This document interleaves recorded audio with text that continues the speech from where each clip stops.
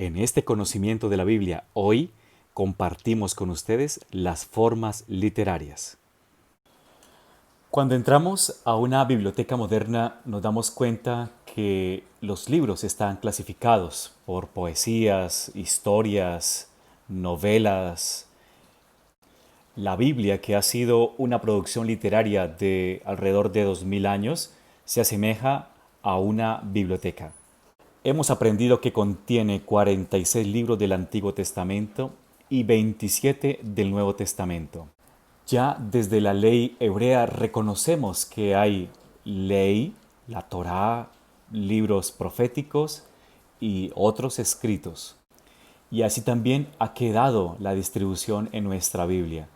Pentateuco, libros históricos, libros proféticos, libros sapienciales.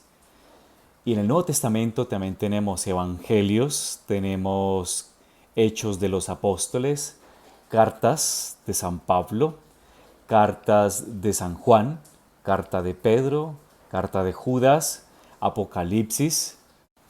Y esta es una distribución bastante simple, pero un análisis literario más profundo de ello nos hace caer en cuenta que la Biblia tiene una cantidad notable, rica, de géneros literarios.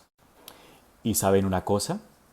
Esta investigación ha llevado a poner el nombre de crítica de las formas, así llaman los biblistas, y hacen una definición de género literario y dicen: las diversas formas o maneras de escribir usadas comúnmente entre los hombres de una determinada época y región y puestas en relación constante con determinados contenidos.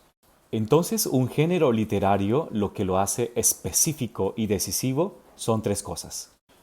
Primero, el vínculo existente entre la forma literaria. Segundo, el contenido que se quiere expresar. Y tercero, la situación vital, que determina tanto la forma como el contenido. Esto desde el Papa Pío XII, en su encíclica Divino Afflante Spiritu, invita a que los estudiosos bíblicos determinen qué género literario usaron los escritores sagrados. Se llaman agiógrafos, escritor sagrado.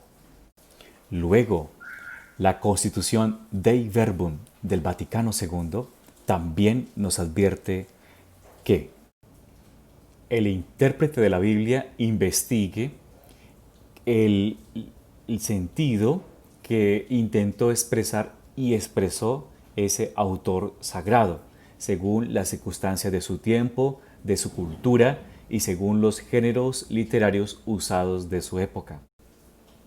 Llegados hasta aquí, entonces vamos a definir que algunos géneros literarios y algunos recursos literarios para que tengamos en cuenta dentro de nuestro estudio bíblico.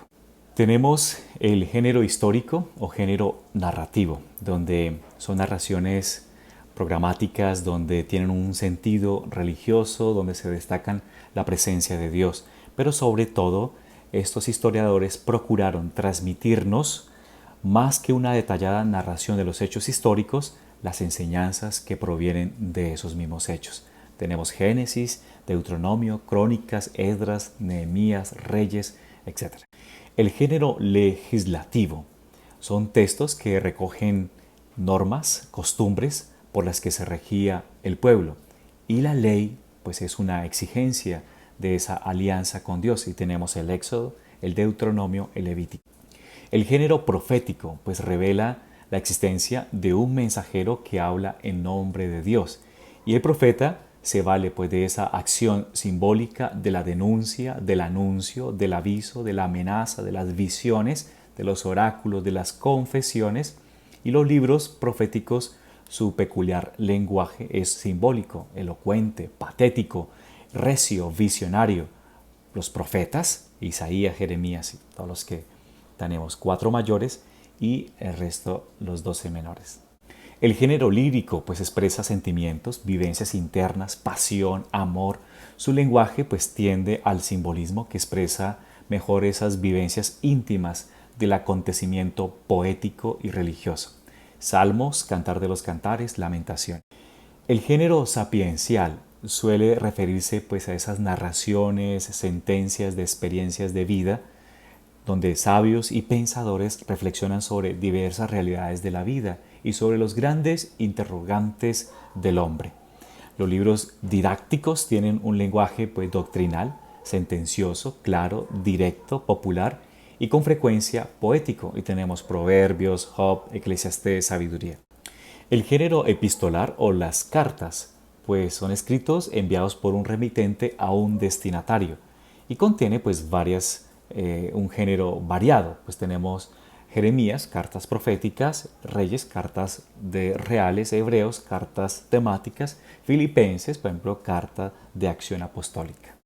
Y el género apocalíptico, pues son relatos de revelaciones mediante visiones, sueños, expresados de forma enigmática y también simbólica, imágenes sorprendentes, y al final el bien triunfará sobre el mal. Esto es muy clave en el Apocalipsis.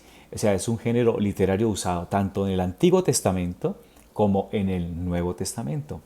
El Apocalipsis de Juan, por ejemplo, fue escrito en respuesta a una situación especial que vivía la comunidad cristiana. No tiene un mensaje de predicción del fin del mundo ni para nada por el estilo, sino que quiere ser un mensaje de esperanza para una comunidad cristiana que estaba viviendo una persecución, donde el peligro más grande era ante esta situación tan desesperante abandonar la fe. Ahora, la segunda parte son los recursos o las licencias literarias. Y en este caso tenemos la metáfora, una comparación, ¿no? Por ejemplo, cuando se dice, ustedes son la luz del mundo. La alegoría, pues, es cuando el Señor, por ejemplo, dice, yo soy el buen pastor. El símbolo, pues, es el signo, pues, que se ve y que nos lleva al conocimiento de algo que no se ve. Por ejemplo, la bandera, pues, es símbolo de la patria. El mito o fábula, pues, es una narración ficticia, totalmente inverosímil, cuya intención es dar un mensaje. Un mito, por ejemplo, lo leemos en Jueces, capítulo 9, versículo 8 al 15. Los números simbólicos, cuando leemos la Biblia, leemos, por ejemplo, que en una sola batalla los filisteos murieron 30.000 infantes israelitas contra los filisteos. Pues es posible que estos números haya que entenderlos al pie de la letra, pero por supuesto que no, porque cada número tiene como un significado. Voy a decirlo, por ejemplo, de manera muy rápida. El 2 significa equilibrio, el 3 significa perfección, el 4 los 4 puntos cardinales, la totalidad, el 5 los dedos de la mano, la unión.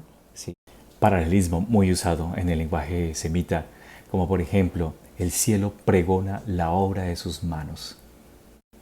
Las inclusiones pues son elementos en que un mismo relato pues abre y cierra una unidad. Por ejemplo, libro del origen de Jesucristo, ahí encontramos en el Evangelio de San Mateo. Y al final dice, yo estoy con ustedes todos los días hasta el fin del mundo. Y por último, no quiere decir que sea el final de tantos. Las parábolas muy cercanas a nosotros pues son textos muy breves que muestran aspectos nuevos, originales. Y sobre todo que nos hablan del reino de Dios. En este día, entonces, les invito a que vayamos también buscando muchos más. Es muy rico, es muy variado. Hay muchos biblistas que en esto, y desde la parte católica, que están pues incursionando en estos últimos tiempos para hacer mucha investigación sobre los géneros literarios. Y, por ejemplo, tenemos a Alonso Chequel, que nos dio la Biblia de nuestro pueblo, también hizo una investigación. Otros han hecho, por ejemplo, investigación sobre lo que significa el género de la infancia de Jesús, entonces el género de la infancia. Otro también ha hecho una investigación sobre el Evangelio de San Juan, solo el Evangelio de San Juan, solo los Hechos de los Apóstoles, ya también tiene su género propio. Los Salmos también han hecho una distribución muy interesante en esa investigación. Y también un género literario muy interesante último que es del cuarto evangelio y se llama género literario del testimonio. Les invito para que sigan analizando e investigando sobre estos temas interesantes. Un lindo día.